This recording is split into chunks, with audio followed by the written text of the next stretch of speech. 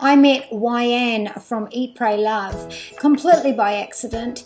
I was told to go away from home with the kids straight after Jake died, so we boarded the plane 2 days after the funeral to make the transition easier. Jake had been dying for a long time and there were 17 machines keeping him alive. It was just him and I 24 hours a day. After he died, the house was very silent and I wasn't needed anymore. So the idea of going away for a transitionary period to adjust to how quiet and still the house was something that we should be doing. I paid for the trip, but I did not book it or organise any of the reservations. We went to Bali. I was obviously shocked and still in a state of complete disarray and what had been happening. The driver taking us to the resort mentioned the spiritualists and was talking about things, and then mentioned Eat, Pray, Love. And I hadn't been thinking of anything like that. I was just doing what I was told to go away. I heard him say that and snapped me out a bit, so I asked more about it. It turned out that organically, where we had been booked was exactly where we needed to be. I asked, do you know where she is, how to get hold of her? No. When we went into the town where she lived, I still didn't know that this was where she was living. I asked, did you know WAYAN from Eat, Pray, Love? Yes. Do you know where I can get hold of her? No. But I googled, found a blog and found that it was exactly where I was. Now, to get hold of WAYAN is very difficult. You will get a number and you can ring, but it took 2 or 3 days to be able to get hold of her. She did answer the phone herself and said, yes, you can come this afternoon or tomorrow. Ring me back. So I did, no answer. Eventually, I just had to keep walking past her clinic until eventually the door was open and I sat and waited my turn. When you see WAYAN, the first thing she does is ask you for your birth details. Then you stand up. She has a quick look over the front and the back. Then you stand still and hold something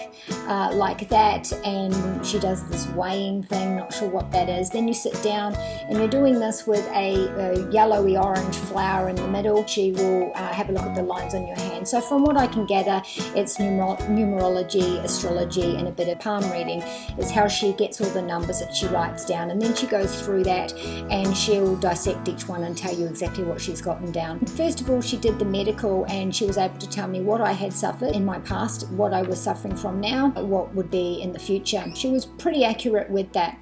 Next was my love life. She was able to accurately tell me how many partners I'd had, what age I was, and for how long the relationship was. She predicted a relationship for me 43. So I'm nearly 44. That has not eventuated yet, but all the rest was exactly accurate. And then lastly, career and finance. She was able to tell me what I had been doing and what would be coming up in the future. I didn't mention anything about my loss of my son Jake. She was able to look at me and say to me, you've had some great sadness inside you now. You haven't had any rest or break, have been standing up too long, she said. Of course, I started crying and I told her what had happened. So she did a ritual over my head into a spiritual table for Jake. Then she came and talked to me again, said some things to me which were quite lovely. She did another ritual. She did a facial on me for free.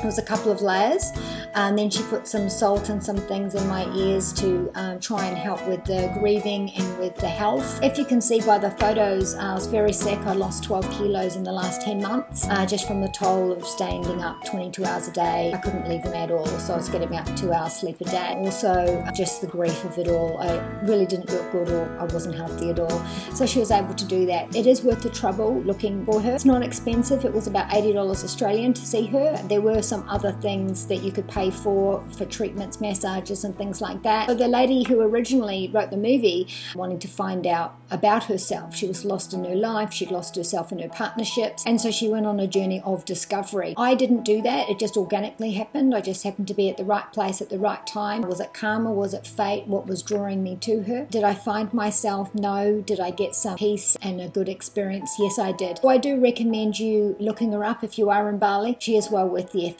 So have a look at the photos and you can see the rest of our family trip. That's me, Lonnie and Caitlin.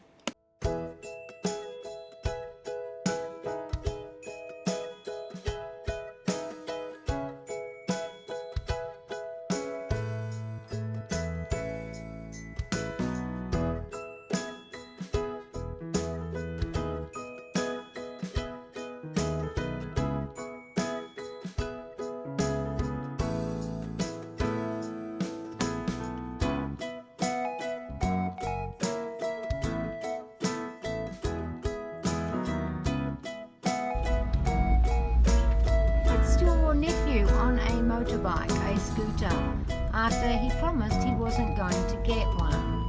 Look at the big stupid smile on his stupid face. Look at that.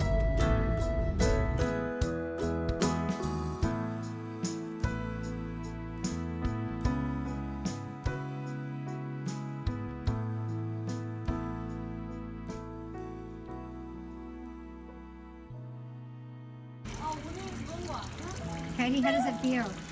They like my feet. They don't like your feet. Maybe your feet stink. I can touch it now. Feels nice. I like it.